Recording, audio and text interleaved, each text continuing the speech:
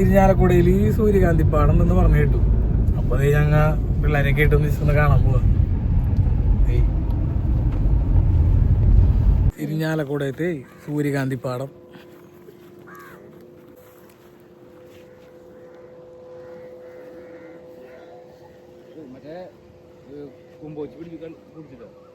എന്താ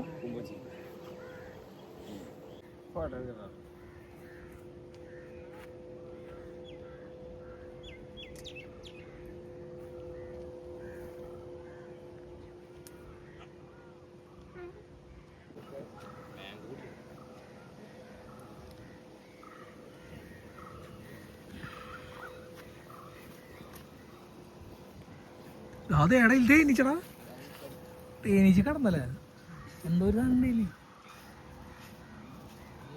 അതന്നെ തേനീച്ച കണ്ടടാ.